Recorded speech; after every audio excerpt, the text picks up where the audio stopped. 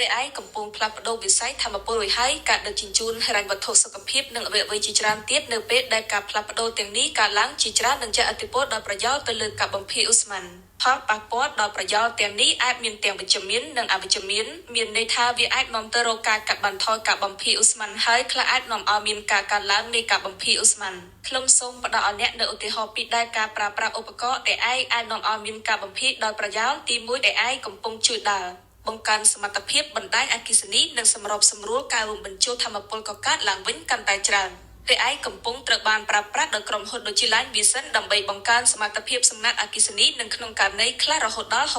60% ទៅលើពិចារណាឧទាហរណ៍មួយទៀតកាកសំណល់អាហារដែលទទួលខុសត្រូវចំពោះការបំភាយឧស្ម័នផ្ទះកញ្ចក់ពិភពលោកប្រហែល 8% នៅឆ្នាំ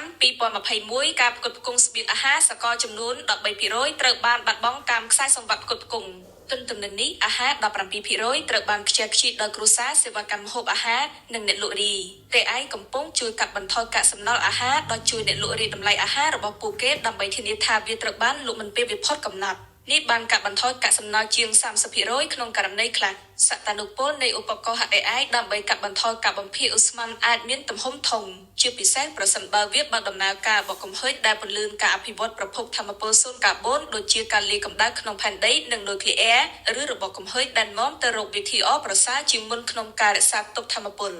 របបគំហើញបែបនេះកំពុងចាប់ផ្ដើមលេចឡើងហើយពួកគេអាចជាអ្នកផ្លាស់ប្ដូរហ្គេមសម្រាប់ដំណើរប្រកបដោយនិរន្តរភាពរបស់ពិភពលោកយ៉ាងវិញទៀតប្រសិនបើ AI មិនត្រូវបានគ្រប់គ្រងជាកម្មសិទ្ធិវាអាចជួយសម្រួលដល់ការប្រើប្រាស់ដែលមិនស្ថិតស្ថេរនិងការទាញយកធនធានលើក្នុងវីដេអូបន្ទាប់ខ្ញុំនឹងស្វែងរកសេណារីយ៉ូនៃការបំភាយឧស្ម័នដែលអាចជំនួសបានដែលអាចដោះស្រាយតាមវិធីផ្សេងៗដែលឧបករណ៍ AI ត្រូវបានប្រើប្រាស់និងដាក់ឲ្យប្រើប្រាស់